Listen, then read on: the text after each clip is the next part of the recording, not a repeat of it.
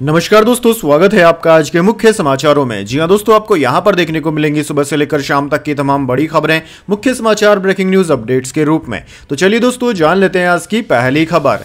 विनोद तावड़े का राहुल गांधी और खड़गे को 100 करोड़ का नोटिस, कहा मुझे और बीजेपी को बदनाम करने के लिए 5 करोड़ बांटने का आरोप लगाया, माफी मांगे। जी हां दोस्तों, महाराष्ट्र चुनाव से पहले हुए केशकांड पर भाजपा महासचिव विनोद तावड़े ने शुक्रवार को कांग्रेस अध्यक्ष मल्लिकार्जुन खड़गे और राहुल गांधी को 100 करोड़ रुपए का मानहानि नोटिस भेजा है। तावड़े ने कहा है कि भाजपा और मुझे बदनाम करने के लिए इन नेताओं ने झूठे आरोप लगाए हैं। कहा है कि मैंने 5 करोड़ रुपए जनता में बांटे। भाजपा महासचिव ने कहा कि मैं इन नेताओं के साथ कांग्रेस प्रवक्ता सुप्रिया सिरनेत को नोटिस भेज रहा हूं। ये लोग जनता के बीच मुझसे माफी मांगे या कोर्ट कार्रवाई का सामना करें। दरअसल दोस्तों, आपको बता दें, महाराष्ट्र में वोटिंग से एक दिन पहले 19 नवंबर को बहुजन विकास अघाड़ी ने तावड़े पर 5 करोड़ रुपए बांटने का आरोप लगाया था। चलिए दोस्तों, जान लेते हैं अगली खबर। पोल्यूशन पर सुप्रीम कोर्ट बोला, दिल्ली सरकार की कोशिशों से संतुष्ट नहीं, ट्रकों की एंट्री बैन पर कुछ नहीं किया, 3 दिन और सख्ती की जानी चाहिए। जी हां दोस्तों, सुप्रीम कोर्ट ने दिल्ली में प्रदूषण को लेकर शुक्रवार को दिल्ली की आम आदमी पार्टी सरकार को फटकार लगाई। अदालत ने कहा कि दिल्ली सरकार की कोशिशों से हम संतुष्ट नहीं है। सरकार ने ट्रकों की एंट्री रोकने के लिए कुछ भी नहीं किया है। सुप्रीम कोर्ट ने कहा कि 113 एंट्री पॉइंट पर सिर्फ 13 सीसीटीवी क्यों है। केंद्र सरकार इन सभी एंट्री पॉइंट्स पर पुलिस तैनात करे, एक लीगल टीम बनाई जाए जो यह देखे कि क्या वाकई में वाहनों की एंट्री पर रोक लगाई जा रही है या नहीं। इसके लिए हम बार एसोसिएशन के युवा वकीलों को तैनात करेंगे।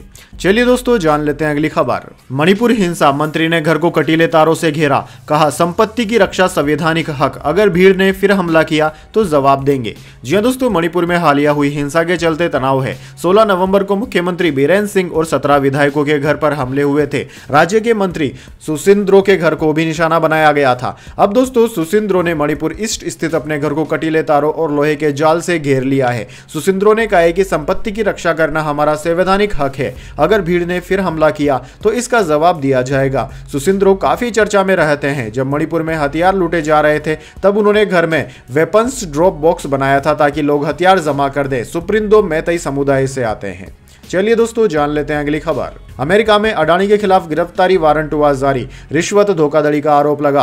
कल नेटवर्थ 1.02 लाख करोड़ घटी थी, आज 10 में से 9 शेयर चढ़े।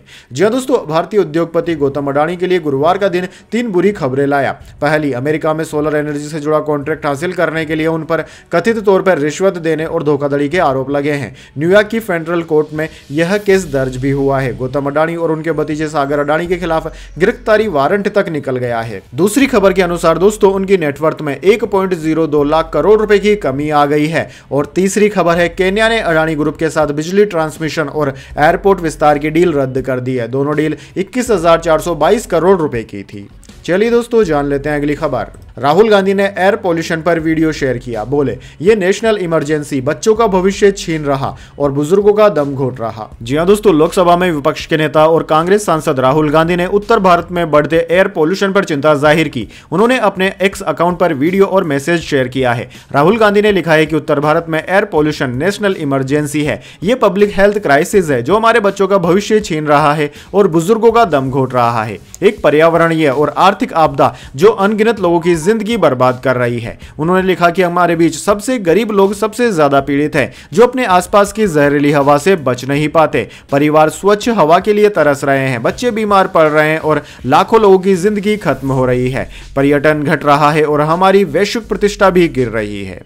चलिए दोस्तों, जान लेते हैं अगली खबर। बाबा सिद्दीकी मर्डर केस में मजदूर का हॉटस्पॉट इस्तेमाल हुआ। आरोपी आकाशदीप ने इसके जरिए मास्टरमाइंड अनमोल से बातचीत की थी। जी हां दोस्तों, महाराष्ट्र के पूर्व मंत्री और एनसीपी नेता बाबा सिद्दीकी मर्डर केस में पुलिस ने नया खुलासा किया है। मुंबई पुलिस के मुताबिक पंजाब के फाजिलका से गिरफ्तार आकाशदीप गिल ने मास्टरमाइंड अनमोल बिश्नोई और अन्य साजिशकर्ताओं से बात करने के लिए एक मजदूर के मोबाइल हॉटस्पॉट का इस्तेमाल किया था। 12 अक्टूबर की रात बांद्रा ईस्ट इलाके में बाबा सिद्दीकी की गोली मारकर हत्या कर दी गई थी। वे अपने बेटे विधायक जिसान के ऑफिस के बाहर अपनी कार में बैठने जा रहे थे। उसी समय बाइक सवार हमलावरों ने उन पर फायरिंग कर दी थी। चलिए दोस्तों जान लेते हैं अगली खबर। नेतन्याहू पर पश्चिमी देश बंटे, कोर्ट से गिरफ्तारी वारंट जारी होने पर अमेरिका हुआ नाराज। ब्रिटेन, इटली और कनाडा बोले हमारे यहां आए तो गिरफ्तार करेंगे। जी हां दोस्तों, इजरायली प्रधानमंत्री बेंजामिन नेतन्याहू पर अंतर्राष्ट्रीय क्रिमिनल कोर्ट आईसीसी के लगाए वार क्राइम के आरोपों और अरेस्ट वारंट पर पश्चिमी देश आपस में बंट गए हैं। न्यूज एजेंसी एपी के मुताबिक अमेरिका ने गिरफ्तारी वारंट को मानने से इनकार कर दिया। वहीं ब्रिटेन, कनाडा, नीदरलैंड और इटली ने कहा है कि अगर नेतन्याहू उनके देश में आते हैं तो उन्हें गिरफ्तार किया जाएगा। इसी बीच अमेरिका ने आईसीसी के आदेश को मानने से इनकार कर दिया। व्हाइट हाउस की प्रवक्ता कैरिन जीन पियरी कोर्ट के फैसले लेने के तरीके पर सवाल उठा रही हैं और उन्होंने इसे जल्दबाजी भी बताया। वैसे दोस्तों अमेरिका आईसीसी का मेंबर देश भी नहीं है। चलिए दोस्तों जान लेते हैं अगली खबर। दिल्ली पोल्यूशन, 4 इलाकों में AQI 400 के पार, केंद्रीय कर्मचारियों को निर्देश अलग अलग समय पर दफ्तर आएं, पब्लिक ट्रांसपोर्ट का इस्तेमाल करें। जी हां दोस्तों, दिल्ली शुक्रवार को भी देश का सबसे प्रदूषित शहर बना हुआ है। राजधानी के आनंद विहार, भवाना, मुंडका और वजीरपुर में एयर क्वालिटी इंडेक्स 400 के पार रहा। हालांकि केंद्रीय प्रदूषण नियंत्रण बोर्ड CPCB के मुताबिक सुबह 7 बजे औसत एयर क्वालिटी इंडेक्स 371 दर्ज किया गया, जो कि 2 दिन पहले बुधवार के AQI 419 से थोड़ा बेहतर है। प्रदूषण के इस लेवल को देखते हुए केंद्र सरकार ने अपने कर्मचारियों से अलग अलग वक्त पर काम करने के निर्देश दिए हैं ताकि पोल्यूशन पर कंट्रोल किया जा सके। वैसे दोस्तों कमेंट करके बताइए पोल्यूशन को किस तरीके से कम किया जा सकता है, अपनी राय कमेंट बॉक्स में जरूर दें। चलिए जान लेते हैं अगली खबर। बुशरा बीवी बोली सऊदी ने इमरान खान को सत्ता से हटाया, नंगे पांव मदीना जाने की सजा मिली। कहा 24 नवंबर का प्रोटेस्ट बंद नहीं होगा। जी हां दोस्तों, जेल में बंद पाकिस्तान के पूर्व प्रधानमंत्री इमरान खान की पत्नी बुशरा बीवी ने सऊदी अरब पर उनके पति के खिलाफ साजिश रचने और उन्हें सत्ता से बाहर करने का आरोप लगाया है। बुशरा बीवी ने 29 मिनट का वीडियो जारी कर इसका दावा किया। वीडियो तहरीक इंसाफ पार्टी के YouTube चैनल पर जारी हुआ। इससे पहले इमरान खान ने अमेरिका पर उन्हें सत्ता से बाहर करने का इल्जाम लगाया था। रिपोर्ट्स में कहा गया है कि बुशरा के नए खुलासे से इमरान खान का जेल से बाहर आना और मुश्किल हो जाएगा। चलिए दोस्तों जान लेते हैं अगली खबर। उत्तराखंड में चीन बॉर्डर तक जाएगी ट्रेन, 169 किलोमीटर रूट पर पिलर लगने का काम हो गया शुरू। सेना चंद घंटों में सीमा पर सप्लाई पहुंचा सकेंगी। जी हां दोस्तों, लद्दाख में चीन के साथ तनाव भले ही घट रहा हो, लेकिन भारत भविष्य की तैयारियों पर काम तेज कर चुका है। इसी क्रम में जल्द ही आपको उत्तराखंड में चीन सीमा तक भारतीय रेल दौड़ती नजर आएगी। इसे चंपावत जिले के टक्कनपुर के बागेश्वर के बीच चलाया जाएगा। दरअसल दोस्तों, इस 169 किलोमीटर लंबी रेल लाइन के लिए सर्वे का काम लगभग पूरा हो चुका है। यह रेल लाइन उच्च हिमालय के पहाड़ों के बीच से गुजरते हुए चीन सीमा से लगते हुए पिथौरागढ़ और बागेश्वर तक जाएगी। रेलवे के जनसंपर्क अधिकारी राजेंद्र सिंह के मुताबिक नई रेल लाइन रणनीतिक रूप से बहुत महत्वपूर्ण है, क्योंकि पिथौरागढ़ जिला नेपाल व चीन के साथ अंतर्राष्ट्रीय सीमा से जुड़ा हुआ है। चलिए दोस्तों जान लेते हैं अगली खबर। पर्थ टेस्ट के पहले दिन तेज गेंदबाजों का रहा जलवा, एक दिन में गिरे 17 विकेट। भारत के बाद ऑस्ट्रेलिया भी हो गया ढेर। जी हां दोस्तों, भारत और ऑस्ट्रेलिया के बीच पर्थ में खेले जा रहे पहले टेस्ट मुकाबले के पहले दिन तेज गेंदबाजों का जलवा रहा। पर्थ टेस्ट के पहले दिन कुल 17 विकेट गिरे। टीम इंडिया पहली पारी में सिर्फ 150 रन पर ऑल आउट हो गई। इसके बाद ऑस्ट्रेलिया ने दिल का खेल खत्म होने तक 67 रनों पर 7 विकेट गंवा दिए थे। भारत के लिए जसप्रीत बुमराह ने 4 विकेट झटके, वहीं मोहम्मद सिराज को 2 सफलता मिली। चलिए दोस्तों जान लेते हैं इसके बाद अगली बड़ी खबर। मिलोड में निर्दोष हूं, बेल दे दीजिए, आसाराम ने कही ऐसी बात। सुप्रीम कोर्ट ने गुजरात सरकार से मांग लिया जवाब। जी हां दोस्तों, गुजरात के बहुचर्चित रेप केस में कथावाचक आसाराम की याचिका पर सुप्रीम कोर्ट ने गुजरात सरकार को नोटिस जारी करते हुए 3 हफ्ते में जवाब मांगा है। आसाराम ने अपनी याचिका में उम्र कैद की सजा को निलंबित करने और सुप्रीम कोर्ट से जमानत देने की मांग की है। दरअसल दोस्तों, 86 साल के आसाराम करीब 11 साल से जेल में सजा काट रहे हैं। उन्होंने इस केस में खुद को निर्दोष बताते हुए खराब सेहत के आधार पर जमानत की मांग की है। उनकी याचिका पर सुनवाई करते हुए सुप्रीम कोर्ट ने कहा कि वह सिर्फ मेडिकल ग्राउंड पर अंतरिम जमानत पर विचार करेगा। वहीं दोस्तों, सुप्रीम कोर्ट ने साफ कर दिया है कि आसाराम के खिलाफ जो केस है वो पॉक्सो एक्ट के तहत गंभीर मामला है। कोर्ट ने कहा कि ऐसे में हम सिर्फ इस पर विचार करेंगे कि क्या आसाराम को खराब सेहत के आधार पर अंतरिम जमानत दी जा सकती है। चलिए दोस्तों जान लेते हैं इसके बाद अगली बड़ी खबर। एमपी यूपी समेत 6 राज्यों में घने कोहरे का हाई अलर्ट। कानपुर गोरखपुर में विजिबिलिटी 500 मीटर। राजस्थान के माउंट आबू में तापमान 5 डिग्री।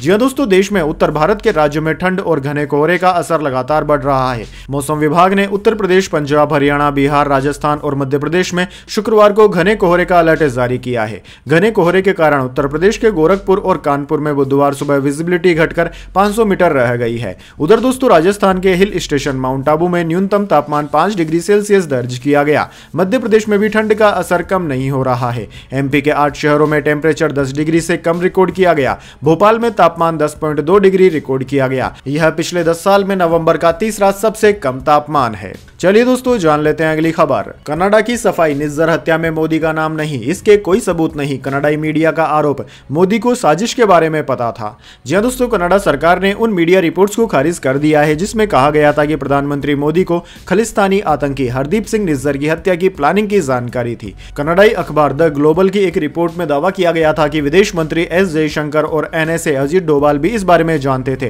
ट्रूडो सरकार की तरफ से शुक्रवार को बयान जारी करके इसे साफ कर दिया गया है कि इस बात का कोई सबूत नहीं है कि कनाडा में आपराधिक गतिविधियों से भारत के प्रधानमंत्री, विदेश मंत्री और एनएसए का लिंक है। कनाडा में प्रधानमंत्री जस्टिस ट्रूडो के इंटेलिजेंस एडवाइजर की तरफ से जारी बयान में कहा गया कि 14 अक्टूबर को नागरिकों की सुरक्षा को खतरे की वजह से अफसरों ने कनाडा में जारी आपराधिक गतिविधियों के पीछे भारत सरकार के एजेंडे का हाथ होने की बात कही थी। चलिए दोस्तों जान लेते हैं इसके बाद अगली बड़ी खबर, लेकिन उससे पहले मेरी आपसे एक छोटी सी रिक्वेस्ट है, अगर दोस्तों आपको अभी तक हमारी न्यूज पसंद आई है तो इसे छोटा सा लाइक जरूर दे दीजिए, और अगर आपको पसंद नहीं आई है तो बेशक आप डिसलाइक भी कर सकते हैं, लेकिन दोस्तों लाइक और डिसलाइक जरूर कीजिए, क्योंकि दोस्तों यही हमारी मेहनत का फल होता है और इसी से हमें पता चलता है कि आपको हमारी वीडियोस पसंद आ रही है या नहीं। तो चलिए दोस्तों जान लेते हैं अगली खबर। अडानी ग्रुप के 10 शेयर्स में से 9 में तेजी, सेंसेक्स 2000 अंक से ज्यादा चढ़ा, निफ्टी भी 600 अंक की बढ़त के साथ बंद हुआ। जी हां दोस्तों, हफ्ते के आखिरी कारोबारी दिन यानी कि 22 नवंबर को सेंसेक्स 2000 अंक से ज्यादा की तेजी के साथ 79,160 के स्तर पर कारोबार कर रहा है। निफ्टी में भी 600 अंक की तेजी है, यह 23,950 के स्तर पर कारोबार कर रहा है। वहीं दोस्तों सेंसेक्स के 30 शेयरों में से 28 में तेजी और महज 2 में गिरावट देखने को मिली। निफ्टी के 50 शेयरों में से आज 47 में तेजी और 3 में गिरावट देखने को मिली। एनएसई के सभी सेक्टरल इंडेक्स आज तेजी के साथ कारोबार कर रहे थे। वहीं दोस्तों बात करें आज निफ्टी 50 के टॉप गेनर और टॉप लूजर स्टॉक्स की, तो दोस्तों आज के मार्केट में निफ्टी 50 के टॉप गेनर्स में पावर ग्रिड, अल्ट्राटेक सीमेंट और हिंडाल्को रहे, जबकि निफ्टी 50 के टॉप लूजर्स में अडानी एंटरप्राइजेज, अडानी पोर्ट्स और एसबीआई लाइफ रहे। चलिए दोस्तों जान लेते हैं अगली खबर। गोल्ड सिल्वर प्राइस टुडे फिर 80,000 के करीब पहुंचा सोना, चांदी 92,000 के पार। जी हां दोस्तों, सोने और चांदी की कीमतें एक बार फिर से 80,000 रुपए के करीब पहुंचने की कोशिश में है। जिस हिसाब से सोने की कीमतें लगातार बढ़ रही है उसे देखकर तो यही कहा जा सकता है कि अगले सप्ताह सोने के रेट 80,000 रुपए तक पहुंच सकते हैं। आज की बात करें तो दोस्तों आज सोने की कीमत में बढ़ोतरी हुई है। आज 22 कैरेट सोने की कीमत में 800 रुपए प्रति 10 ग्राम की बढ़ोतरी हुई। इसके बाद लेटेस्ट रेट 71,450 रुपए की जगह 72,250 रुपए हो गए हैं, जबकि 24 कैरेट सोने की कीमत 77,950 से बढ़कर 78,820 रुपए प्रति 10 ग्राम हो गई है। दूसरी ओर दोस्तों बात करें चांदी की कीमत की, तो चांदी की कीमत इस वक्त 92,000 रुपए प्रति किलोग्राम पर जा पहुंची है। चलिए दोस्तों जान लेते हैं अगली खबर। छत्तीसगढ़ के सुकमा में मुठभेड़ में 10 नक्सली मारे गए, सभी शव और 3 ऑटोमेटिक हथियार बरामद। जनवरी से अब तक 207 नक्सली हो चुके हैं ढेर। जी हां दोस्तों, छत्तीसगढ़ के सुकमा जिले में सुरक्षा बलों ने 10 नक्सलियों को मार गिराया। मौके से सभी के शव और 3 ऑटोमेटिक हथियार भी बरामद किए गए हैं। भेज्जी के दंतेसपुरम, कोरा झुंगुड़ा, नागाराम के जंगल में डीआरएफ और सीआरपीएफ की कोंटा और क्रिस्टाराम एरिया कमेटी के नक्सलियों के साथ मुठभेड़ हुई। दोस्तों इलाके में सर्चिंग अभी भी जारी है। पिछले एक साल में 1 जनवरी से लेकर 22 नवंबर तक अब तक 207 नक्सली मारे जा चुके हैं। चलिए दोस्तों जान लेते हैं अगली खबर। पूर्व मुख्यमंत्री से 1000 गुना बेहतर है सीएम आतिशी, केजरीवाल पर दिल्ली के एलजी ने कसा तंज।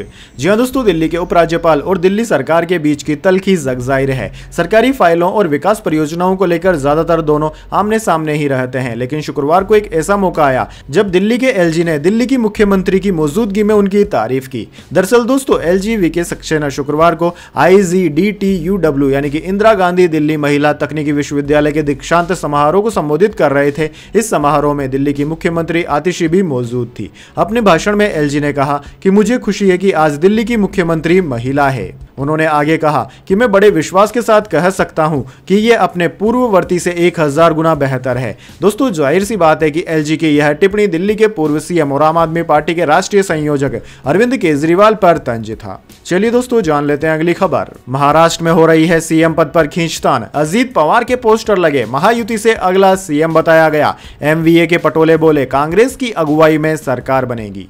जी हां दोस्तों, विधानसभा चुनाव के नतीजों से एक दिन पहले महाराष्ट्र में नए सीएम को लेकर लेकर प्रेशर पॉलिटिक्स शुरू हो गई है। बारामती में एनसीपी अजीत गुट के चीफ अजीत पवार को भावी मुख्यमंत्री बताए जाने वाले पोस्टर लगाए गए हैं। अजीत बारामती से ही विधानसभा चुनाव भी लड़ रहे हैं। उधर दोस्तों महाविकास अघाड़ी खेमे में भी मुख्यमंत्री को लेकर खटपट शुरू हो गई है। कांग्रेस नेता नाना पटोले ने कहा कि महाराष्ट्र में कांग्रेस के नेतृत्व में महाविकास अघाड़ी की सरकार बनेगी। ट्रेड से ऐसा लगता है कि कांग्रेस को ज्यादा सीटें आएगी, इसलिए सरकार कांग्रेस की अगुवाई में बनेगी। चलिए दोस्तों जान लेते हैं अगली खबर। शिल्पा शेट्टी को राजस्थान हाईकोर्ट से बड़ी राहत। जातिगत टिप्पणी करने पर ST/SC एक्ट के तहत दर्ज हुआ केस बंद हुआ। सलमान खान का केस अभी भी है पेंडिंग। जी दोस्तों, गुरुवार को राजस्थान हाईकोर्ट में सलमान खान और शिल्पा शेट्टी के खिलाफ चल रहे ST/SC केस की सुनवाई हुई थी। शिल्पा शेट्टी से जुड़ा मामला कोर्ट ने ST/SC एक्ट के तहत खारिज कर दिया है। वहीं सलमान के केस को पेंडिंग में डाल दिया गया है। दरअसल दोस्तों आपको बता दें, साल 2017 में राजस्थान के चूरू थाना में अशोक पवार ने सलमान खान और शिल्पा शेट्टी के खिलाफ ST/SC एक्ट के तहत शिकायत दर्ज कराई थी। उन पर IPC की धारा 157A लगाई गई थी। आरोप थे कि शिल्पा ने एक पुराने इंटरव्यू में भंगी शब्द का गलत इस्तेमाल किया था, जिससे वाल्मीकि समुदाय का अपमान हुआ। साथ ही समुदाय के लोगों की भावनाओं को ठेस पहुंचाई गई। इस इंटरव्यू में सलमान खान भी शिल्पा के साथ मौजूद थे। चलिए दोस्तों जान लेते हैं अगली खबर। कुरुक्षेत्र में 18 दिन तक चलेगा अंतर्राष्ट्रीय गीता जयंती महोत्सव। मुख्यमंत्री सैनी ने दी जानकारी। तंजानिया बनेगा कंट्री पार्टनर और ओडिशा होगा सहयोगी राज्य। जी हां दोस्तों, हरियाणा के मुख्यमंत्री नायाब सैनी ने चंडीगढ़ में प्रेस वार्ता कर अंतर्राष्ट्रीय गीता जयंती महोत्सव के कार्यक्रम की घोषणा की। इस मौके पर ओडिशा के कैबिनेट मंत्री सूर्यवंशी सूरज और तंजानिया की हाई कमिश्नर अनिशा और स्वामी ज्ञानानंद भी मौजूद रहे। मुख्यमंत्री ने बताया कि अंतर्राष्ट्रीय गीता महोत्सव का इस बार 28 नवंबर से 15 सितंबर तक आयोजन होगा। यह आयोजन 18 दिन तक चलेगा। 2016 से यह महोत्सव चल रहा है। इस महोत्सव में लाखों की संख्या में श्रद्धालु यहां आते हैं। मुख्यमंत्री ने बताया कि इस मेले को देश विदेश में लोकप्रियता मिल रही है। चलिए दोस्तों जान लेते हैं अगली खबर। अंतरिक्ष में तारों को घुमा रही है इंटेलिजेंट एलियन सभ्यता, स्टडी में दावा। जी हां दोस्तों, अंतरिक्ष में जो तारे या ग्रह तेजी से आते जाते दिख रहे हैं उन्हें इंटेलिजेंट एलियन सभ्यता चला रही है, यानी कि उनके पायलट एलियन है। एक नई स्टडी में यह दावा किया गया है, जिसमें यह भी कहा गया है कि इन एलियंस ने अपने तारों और ग्रह को ही स्पेसक्राफ्ट में बदल दिया है ताकि अलग एलियन शिप न बनानी पड़े। स्टडी के मुताबिक जहां जाना हो अपने ग्रह को ही ले चलो, लेकिन इस तरह के स्टार सिस्टम कुछ ही हैं। कुछ वैज्ञानिकों का मानना है कि यह बेहद एडवांस एलियन सभ्यताएं हैं जो आकाश गंगाओं के बीच यात्रा करती हैं। इसके लिए वो अपने बाइनरी स्टार सिस्टम को ट्रेवल कराती है, यानी कि उनके ग्रह और उनके तारे को। चलिए दोस्तों जान लेते हैं इसके बाद अगली खबर। शाहरुख खान को ट्रैक कर रहा था धमकी देने वाला आरोपी, परिवार की सिक्योरिटी से जुड़ी जानकारियां जुटाने में लगा था। पुलिस को लगातार कर रहा है गुमराह। जी हां दोस्तों, बॉलीवुड के बादशाह शाहरुख खान को जान से मारने की धमकी देने वाला आरोपी फैजान खान रायपुर से गिरफ्तार हो चुका है। 10 दिनों तक उसे पुलिस रिमांड पर रखा गया है। जांच में सामने आया है कि धमकी देने से कई दिनों पहले से ही फैजान शाहरुख खान के लोकेशन ट्रैक कर रहा था और उसके परिवार की सिक्योरिटी से जुड़ी जानकारी निकाल रहा था। हाल ही में आई टाइम्स ऑफ इंडिया की रिपोर्ट के अनुसार शाहरुख को धमकी देने के आरोप में गिरफ्तार हुआ फैजान ऑनलाइन सर्च की मदद से शाहरुख खान और उनके परिवार की सिक्योरिटी से जुड़ी जानकारी निकाल रहा था।